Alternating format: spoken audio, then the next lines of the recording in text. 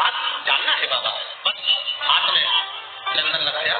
बेलपत्री का भाग इस तरह से पकड़कर शिव जी से अपने हृदय की बात कहकर, मेरे देवाधिदेव महादेव से दिल से कहकर, अशोक सुंदरी वाली जो जगह होती है, आपको बताया है अशोक सुंदरी का जो स्थान होता है ये शिवलिंग या अशोक सुंदरी की जगह, इस बेलपत्र को अशोक सुंदरी वाली जगह पर जहाँ शिवलिंग है, शिवलिंग की साइड पर पहले नंबर की पत्ती का मुख होना चाहिए। बस उसको रख दीजिए और उस पर थोड़ी देर हाथ रखकर अपने हृदय की बात मेरे महादेव को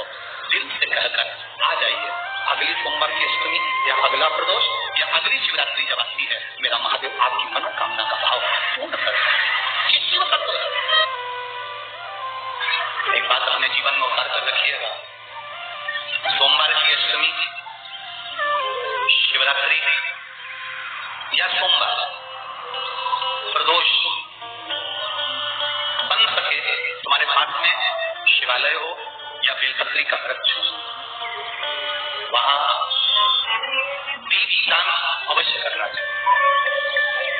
अब एक बात का स्मरण आपको रहे थोड़ा सा, अगर किसी कामना के वश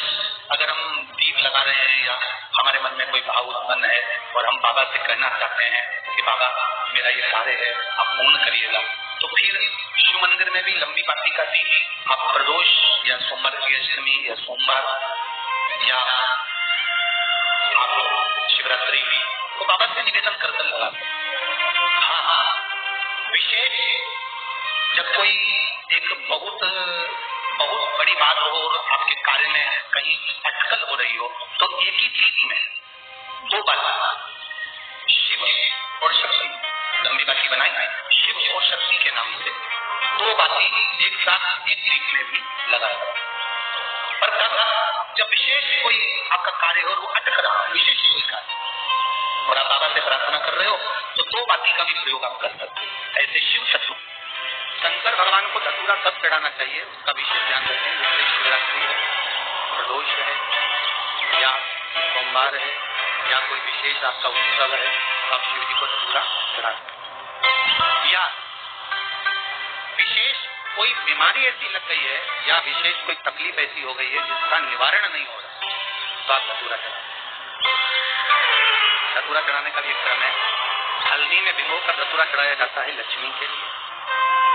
चंदन में भिगोकर धतूरा चढ़ाया जाता है आयु की वृद्धि के लिए। अबीर एक सफेद कलर का पाउडर होता है, अबीर गुलाल जो गुलाल में अबीर डलता है, चमकदार अबीर देखा होगा। तो अबीर में धतूरा जो डुबोकर चढ़ाया जाता है, अबीर को लगाकर चढ़ाया जाता है, वो रोग मुक्ति का के होता है, रोग मुक्ति।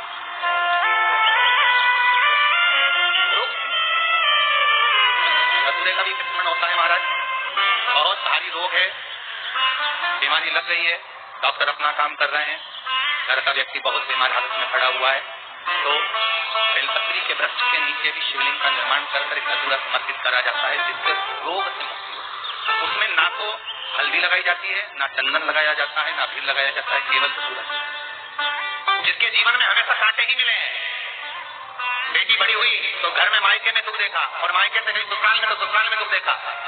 ससुराल में भी दुख देखने के बाद में भी पति को बहुत कुछ काम खुलवाया, बहुत धंधे खुलवाए, नौकरी लगवाई, पर वो पति बार बार छोड़ कर आ गया, बार बार तकलीफ भोग रहा है, बार बार कष्ट भोग रहा है। फिर थोड़े दिन काम करता है, थोड़े दिन छूट जाता है, फिर व्यापार में बढ़ता है, फिर छूट जाता है, फिर कोई दुकान खुल गई, थोड़े दिन अच्छी चली, फिर वापिस वहीं घर पर आकर बैठ गया, अर्थात उसके जीवन में वो शूलता चल रही है। तो बाबा देवाधिदेव महादेव कहते हैं कि 3 घड़ी 3 पल 3 नक्षत्र 3 समय 3 दिन में जो शूल मुझे समर्पित करता है उसके जीवन से मैं शूल हटा देता। वो 3 दिन लिखे स्कंद पुराण में।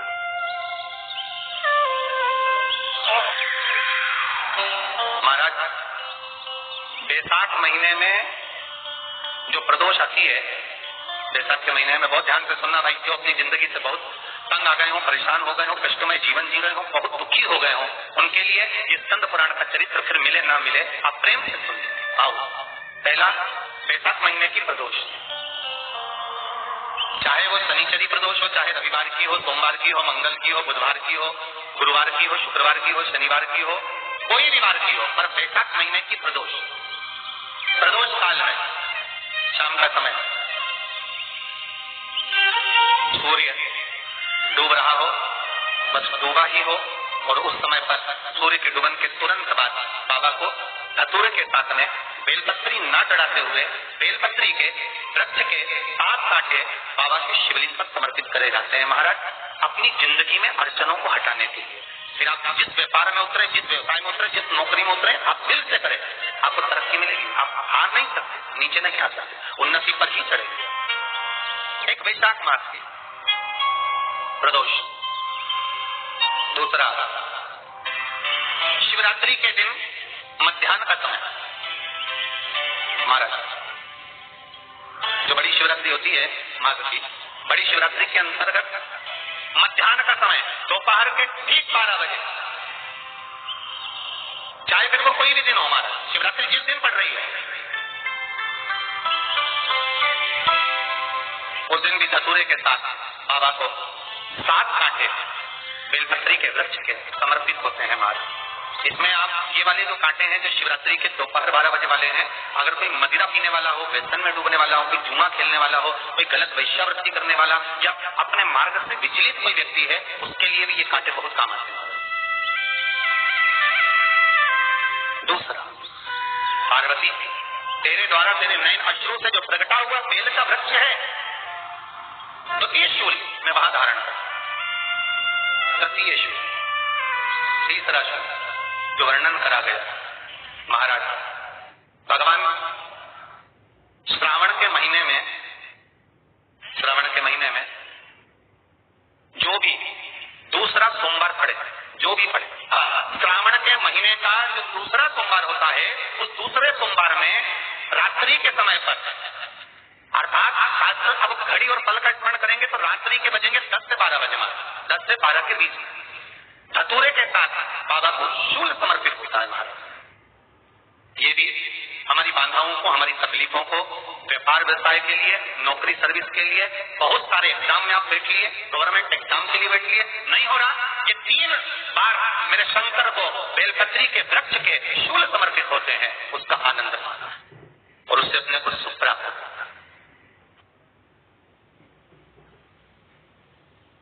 कि बाबा भोलेनाथ जी के नैना शुरू से जो प्रकट हुआ वो रुद्राक्ष का पौधा, माता पार्वती के नैना शुरू से जो प्रकट हुआ वो बेलपत्री का पौधा है, और उमा और महेश, जिस महेश के वंशज है महेश्वरी,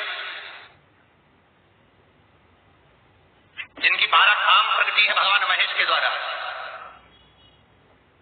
होकर जब चलते हैं और दोनों के बैठने से तप मुद्रा से जो पौधा उत्पन्न होता है वो शमी का पौधा।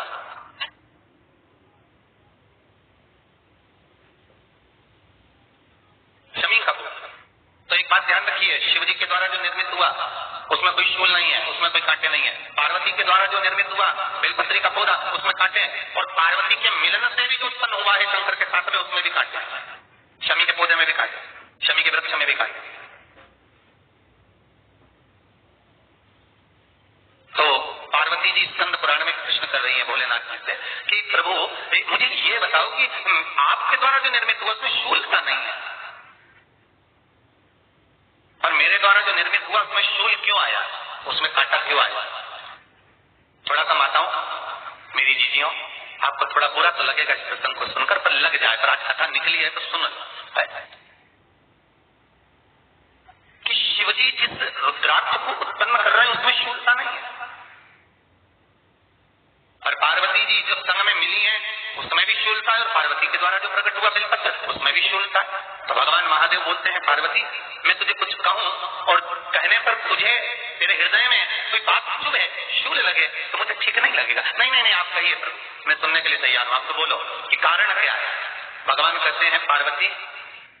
बस अंतर इतना है, नारी का जो स्वभाव होता है, स्त्री का जो स्वभाव होता है, उसके हृदय में छोटी छोटी बात के शूल बहुत होते हैं। जेठानी ने ये कह दिया, देवरानी ने ये कह दिया, तुम्हारी मम्मी ये बोल दी, तुम्हारे पापा ने ये कह दिया, तुम्हारी बहनों ने ये कह दिया, तुम्हारे भाई ने ये कह दिया, तुम्हारे रिश्तेदार ने ये बोल दिया, ये नारी के भीतर ये शूलता रहती है। तो पार्वती जी बोली कि जितना तप आपने करा उतना तप मैंने करा, और जितनी साधना आपने करी उतनी साधना मैंने करी, और जितना आराधना दिल से आपने करी उतनी आराधना दिल से मैंने करी, फिर इसमें शूलता कहां से आ गया? भगवान शिव बोले, बस पार्वती बात इतनी सी है कि जब मैं आराधना करने बैठता हूं तो मेरी दृष्टि में सम्मुख में कुछ नहीं होता, जब मैं आराधना करने बैठता हूं तो मेरी दृष्टि में, मेरे सम्मुख में कुछ नहीं होता कि कौन ने क्या करा है, कौन ने क्या बोला है, कौन क्या कर रहा है, उससे मुझे मतलब नहीं होता, उससे मुझे कोई मतलब नहीं। पर पार्वती, जब तू आराधना करने भी बैठती है ना, तो तेरी चित्त वृत्ति में कहीं ना कहीं, किसी ना किसी रूप में कोई शूल आ ही जाता है।